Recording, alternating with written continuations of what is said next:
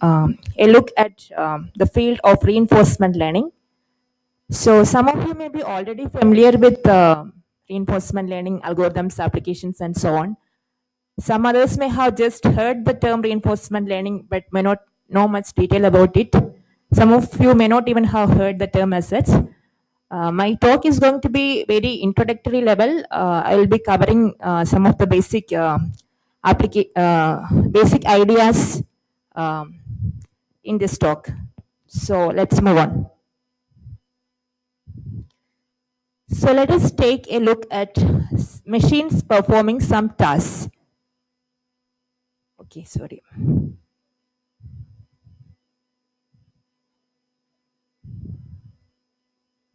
So in this first video, you can see a machine or a robot playing table tennis against a human player.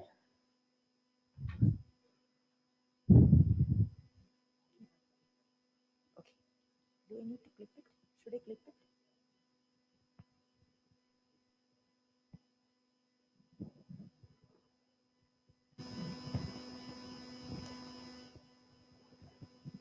Okay. Am I audible? Yeah. So,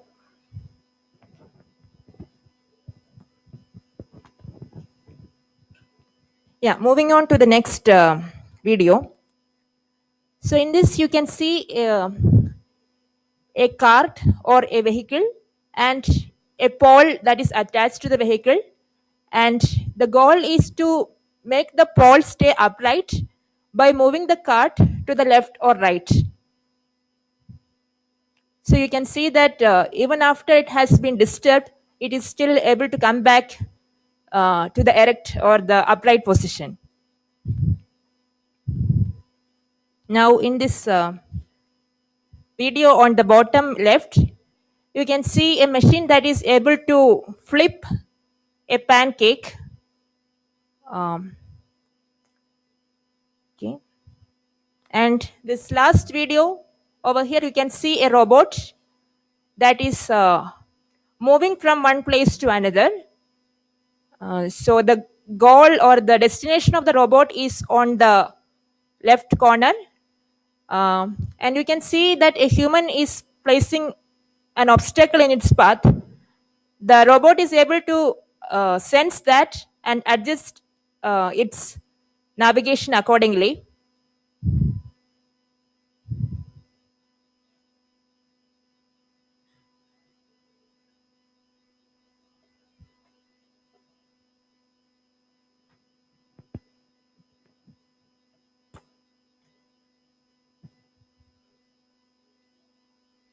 Okay, so the robot has reached its destination. Now let's just move on. So in all these tasks that the machine has performed, there must be some program that is inside that robot or machine that makes it capable of performing this task, right? So just imagine how if you were like if you didn't know how to play table tennis, and if you have to learn how to play table tennis, so how would you go about it? So just knowing the rules of the game is not enough. So as you know, you have to actually play it out, and as you play against someone, when you make certain moves or when you hit the ball in a certain way, you can see that you are scoring points, and when you are hitting the ball in some other way, you can see that you are losing points. So by interacting or by playing against someone, you are able to learn what is a good move and what is not so good move. So similarly, so the software that is inside all of these systems which you have seen, so it actually learns through trial and error. So this type of learning is what is broadly referred to as reinforcement learning. So now let's look at some specific details of the framework itself. So reinforcement learning is often abbreviated as RL. So the parts of an RL problem are shown here on this slide.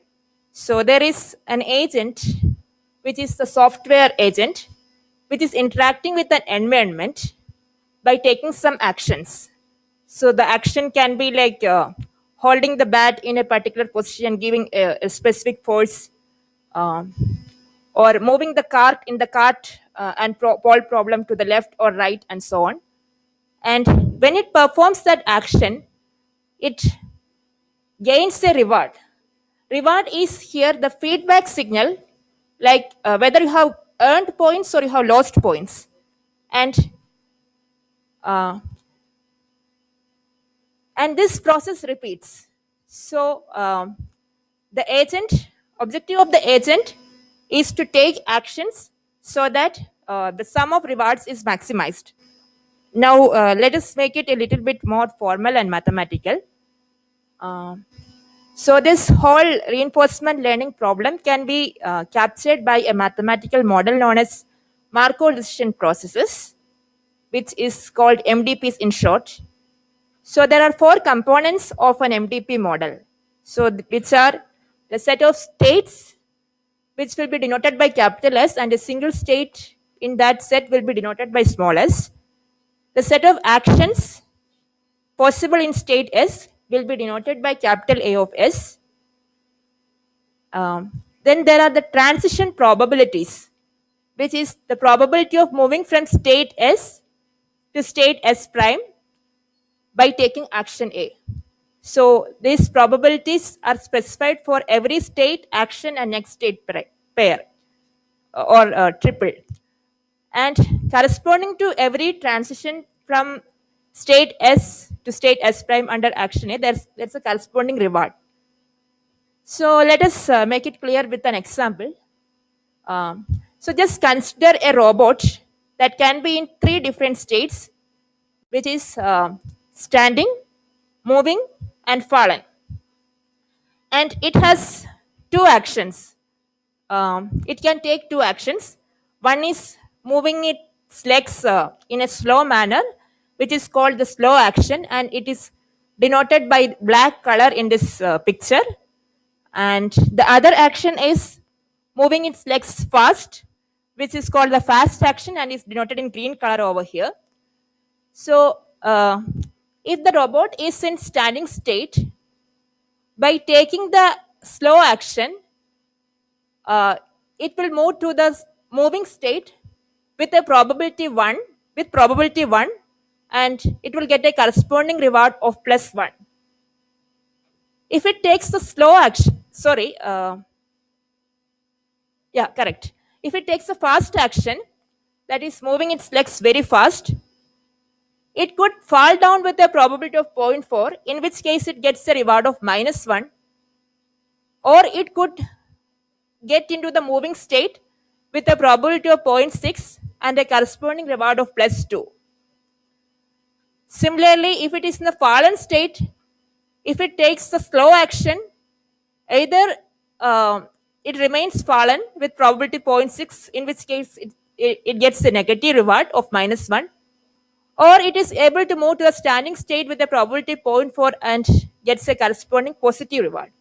Similarly for the other state. So these rewards will be designed in such a way that it captures our objective. So for example, if you want the software or the machine to play chess, you should be giving it points according to the rules of the game of chess. Or if you want the robot to be in the moving state than being in the fallen state or the standing state, you should give more positive reward for moving to the moving state. Okay, and the objective of the agent is to maximize the sum of rewards over a time period. So the question is, what should be the behavior of the agent, or what action should it take in each of the states? And this is specified by what is known as the policy. So a policy is nothing but a mapping from states to actions. It is like a rule that says in each state what is the action that you should take, And we also have something known as the value function. It is a function defined over the state space. So corresponding to state S, you have the quantity V of S, which is nothing but the expected total reward starting from state S. So the goal is to find an optimal policy, or a policy such that you will maximize the expected total reward. And there can be two different types of objectives. One is that you are interested in maximizing the sum of rewards over a specified time period, like 10 steps or something like that. So, which will be referred to as a finite horizon problem. Um, so, that is expressed mathematically over here in the first equation. Other one is a discounted cost objective, in which you are interested in maximizing a discounted sum of rewards. So there is a parameter here, gamma, which is between 0 and 1, and you are multiplying the reward obtained in the tth step with gamma power t. So so let us say gamma is like zero 0.9. So the first step reward will be multiplied by 0.9, and the second step reward will be going to be multiplied by gamma square, which is like 0.81 or so on. So the rewards that you are gaining immediately will be given more importance, and the future rewards will be given less importance. That is the discounted cost objective. So now let us look at a very important equation known as the Bellman equation. So let us say we have a policy pi. A policy is usually denoted as pi. So what is the value function of state S? So the value of state S is the total expected total reward that you can gain starting from state S. So the value of state S under policy pi, what this equation says is that it is the expected value of the reward that you are getting in the first step by moving from state S and taking action pi of S. So the policy is actually specifying some action that you have to take in state S, and by taking that action, let us say you are moving to state S prime. So what is the reward that you are getting in that first step, plus what is the total reward that you are going to collect starting from state S prime? So that sum will be equal to the total reward that you are collecting from state S. So now we also have the notion of an optimal value function. So optimal value function is nothing but the maximum reward that you can collect starting from state by following any policy pi. So V star of S is the optimal value function of state S. It is going to be the maximum over all policies pi, V pi of S. And this optimal value function also has the structure that so optimal so what this equation over here, it says that in order to behave optimally over several time periods, what you do is that you have to take the first action correctly, and then you will be reaching some new state S prime, and from then on also you have to follow the optimal behavior. So this equation is known as the Bellman equation, and it plays a very important role in solving the reinforcement learning problem. Till now we have seen only the mathematical model that captures the reinforcement learning problem. We didn't really see how to solve the reinforcement learning problem. So that is where an RL algorithm comes into picture. So I will be giving only a very high level overview of some examples of RL algorithms. The goal of the RL algorithm is to find an optimal policy, or find a policy that maximizes the expected sum of rewards according to the finite horizon or the discounted cost objective. So here we have an example of an RL algorithm known as policy iteration. So how it works is that, So you start off with an initial policy. You start off with some policy pi, and then you evaluate that policy. By evaluation, what is meant is that we calculate the value function corresponding to that policy. So how do you evaluate a policy? So you have seen the Bellman equation in the last slide.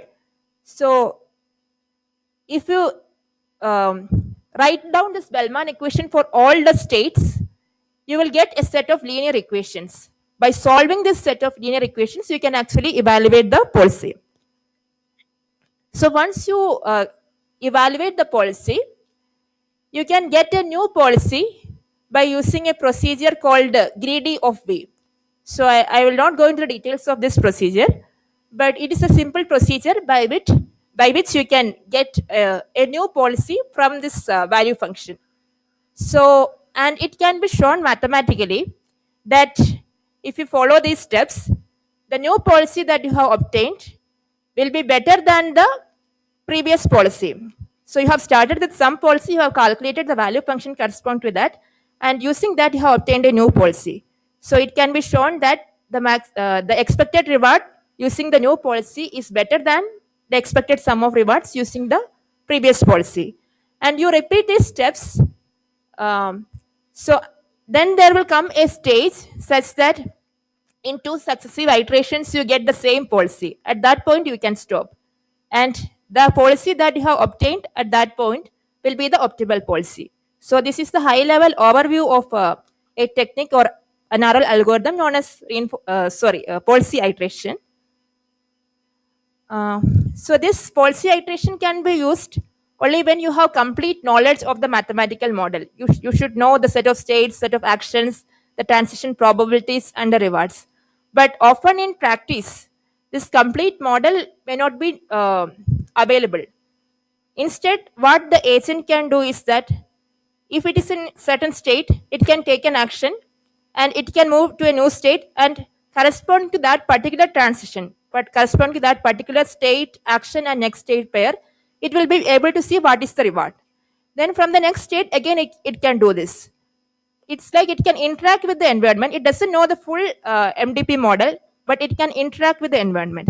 So in such a setting, which is called a model-free setting, how can an RL algorithm work? So a very popular algorithm for such a setting is called Q-learning. And this Q-learning algorithm, it actually maintains a table.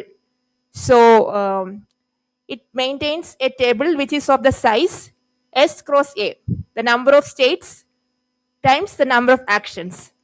So for every state action pair, it maintains a value called the Q value. And this Q value, Q of S comma A, it denotes how good is action A in state S. So the way the algorithm works is like this. So initialize this Q table. So you put some values for Q of S comma A for every S and A pair. Then you choose an action A, perform the action, and see what is the reward that you are getting for that particular action in that particular state.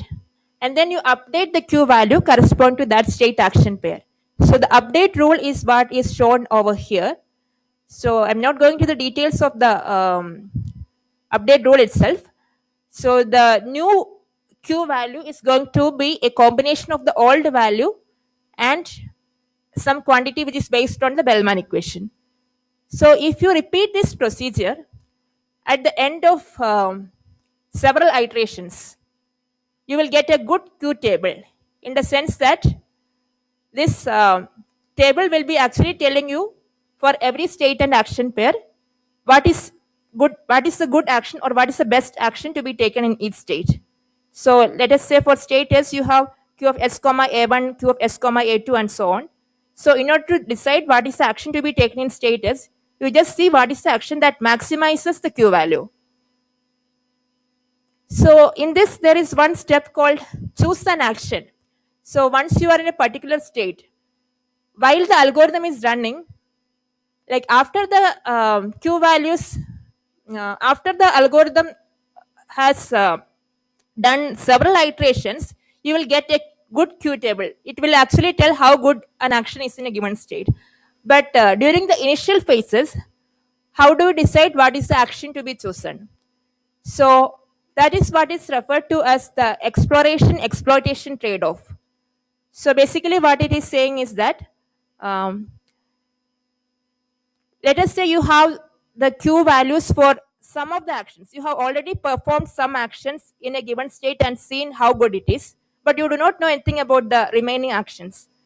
So one option is that you can just stick with whatever values you know already, and you can take the action that maximizes among these actions which you have explored already. So that is what is known as exploitation. Means you are exploiting the knowledge which you already have. But there are also several actions which you have not tried yet. You do not know whether it is going to give a positive reward or negative reward or zero reward and so on. So you need to do some exploration. It could be the case that some of these actions may be very good. So you also need to try actions which you have not tried yet. That part is called exploration. And you need to balance both these in the initial learning phase of the algorithm. After the algorithm has interacted with the environment sufficient number of times, you will be getting a good Q table, and you can just keep on doing the exploitation part. But during the initial phase, you will need to do more exploration, and that is important in any reinforcement learning algorithm, not just q learning. So this is an example problem which is called grid world, in which you have a start state, and so these are this is like a maze, and the cells here are the states, and there is a start state, and there is a state in which you get a good positive reward. There is a state in which you get a negative reward, and there is a state which is not accessible. um, so the q learning actually will maintain for each state there are four different actions like moving left, right, up or down. So for each of those actions it will maintain the q values, which is the q table that I was talking about earlier. So that is shown graphically over here, and it will get updated as you move from state to state. So you can see that as the agent actually starts from the start state, and then it is exploring the different actions by moving in different directions different several times, and as it moves along a path, the q values corresponding to those transitions get updated, and finally it will converge to the optimal q value, which is shown here, the q values after like some 100 iterations. So you can see that this is a start state. So in order to choose the action in this state, you just look among the q values for the different actions. So this is the highest value or the maximum value. So you have to take this action, which is moving up. Again, in this next state, you can see that the up action is having the highest q value. So again, you have to keep moving up. From in this state, the highest q value corresponds to the action of moving right, again in this state and this state. So finally you will be able to collect your reward of +1. So that is how you do the exploitation after running the q learning algorithm for sufficient number of iterations. So this is true for any reinforcement learning algorithm, that in the initial phases the algorithm will be learning. It will not be doing a good performance on the actual task. So earlier I have seen some examples of machines performing some tasks. Even in those tasks, what I have seen you is the result of the algorithm after several iterations, after several trials. So you can see the example of the flipping of pancake task over here. So in the first trial, it's not doing a good job. It's just tossing the pancake. It's not able to flip it. And let us just watch it for a few trials.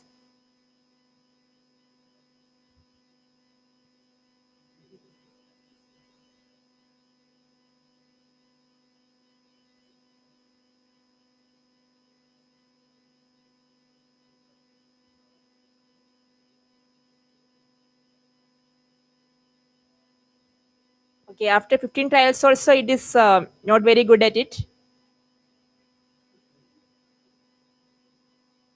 Okay, this is some details about the algorithm being used in this particular task.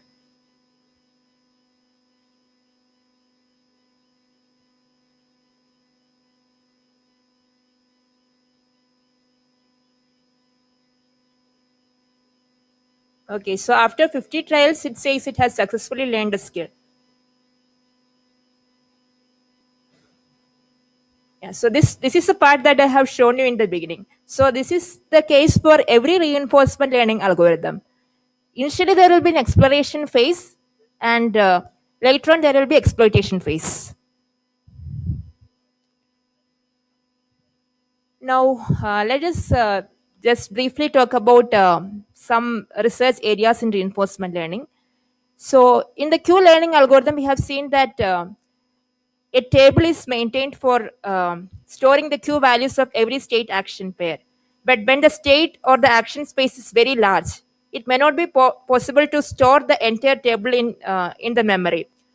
So, what is done is that the value function will be approximated in the sense that you will not be updating the actual Q values by during the interactions with the environment. So instead, you'll have some parameter, the dimension of which is very small as compared to the size of the state action space. And after every interaction with the environment, you'll be just updating this parameter. And so after so many iterations, the parameter will reach its optimal value. And then from using that optimal value of the parameter, you will be able to compute the Q value for the different state action pairs. That is the basic idea of function approximation. And there are also more interesting frameworks like multi-agent reinforcement learning. So till now, what we have seen is that there is a single agent that is interacting with the environment to achieve a specific goal. But it can be the case that there are different agents um, that are distributed in different systems, and they need to coordinate and communicate and achieve a common goal. So that is when the framework of multi-agent reinforcement learning is useful. And there is also another field known as hierarchical RL, in which the task you need to obtain can be broken down into subtasks. So then you need to develop the mathematical model and the algorithms for that particular framework. And there is a very interesting and emerging field of reinforcement learning that is called deep reinforcement learning. It is actually the combination of deep learning and reinforcement learning. So it has been shown to be successful in many practical applications. Um, so in all these different fields, people are coming up with new algorithms. And once you have come up with an algorithm, it is important to prove its properties, like whether it is giving the whether it is coming closer and closer to the optimal policy um, after several iterations. And people are also applying it in many different application domains. So, just to put it in the context of machine learning, we can say that there are three different learning paradigms in machine learning. One is the so called supervised learning, in which labeled data is provided to the machine learning system. So, for example, you need to build a system that classifies emails as spam or non-spam. So, you'll give it a lot of examples of spam emails and non-spam emails, and then a new email is given, and the system has to say whether it is a spam or not a spam. So that is what is supervised learning. And another one is unsupervised learning, in which label data is not given. Only the data is given, and the system has to figure out the patterns in the data, like grouping customers based on their purchase patterns and so on. And reinforcement learning doesn't fit under either of these categories.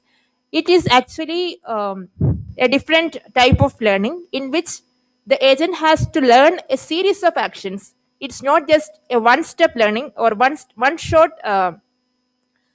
performance that we are interested in. We are interested in maximizing the sum of rewards over a time horizon. And there are so many different applications of RL, and RL is not really a new field. It has been there since the 60s, but recently it is gaining more popularity due to its different applications. It has been widely used in the fields of robotics and game playing. And as I said, multi agent RL has some applications in the field of traffic control, stock trading, and so on. Deep reinforcement learning is finding applications in autonomous driving, computer vision, games, and it has been shown to be able to even beat human players in games like Go, which is a board game.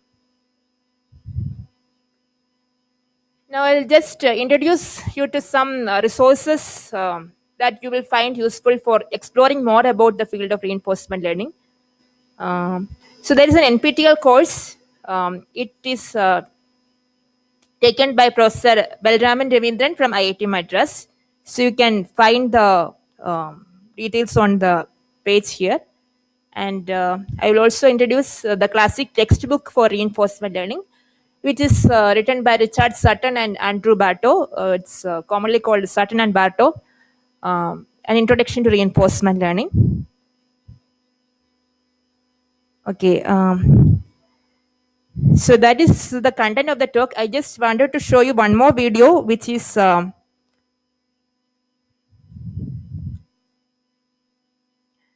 system developed in IISc itself. So there is a robot board center for cyber physical systems at IISc, and there they have developed a four-legged robot, which they are calling as Torch. I just wanted to show you a demo of that as well, in which reinforcement learning algorithms are being used.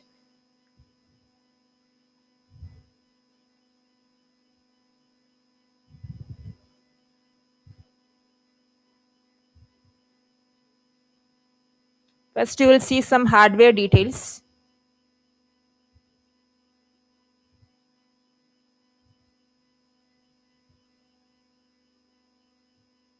So the robot is actually able to perform different types of walking. Gait means the manner of walking. So it can do different types of walking like trot, walk, gallop, and so on.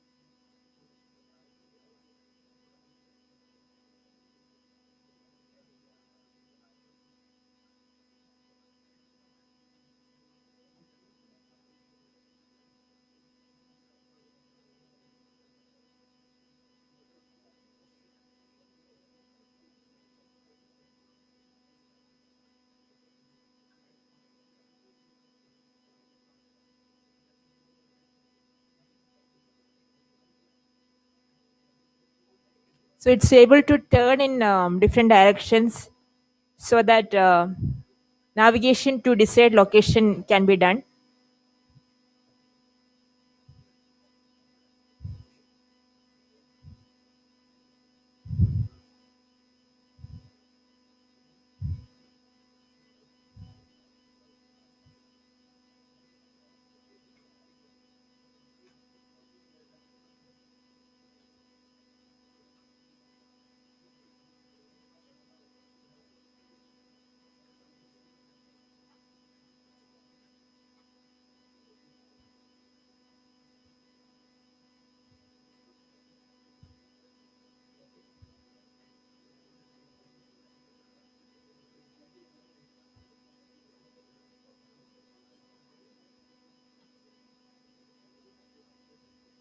So this is just showing how it was assembled.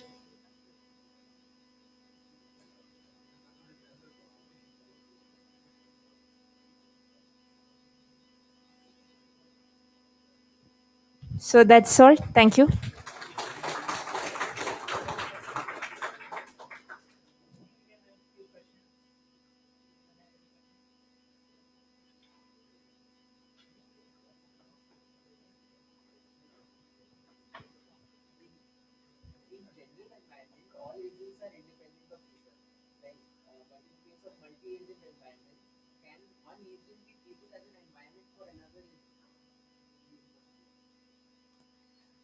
Um, in a sense, yes. No, not one agent, like the remaining agents will be part of the environment for one agent.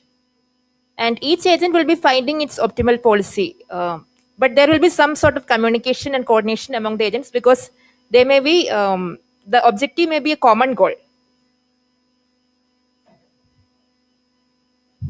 Like in the case of traffic signal control, so there are different controllers at the different junctions, and the common goal will be to minimize the delay for the vehicles in the road.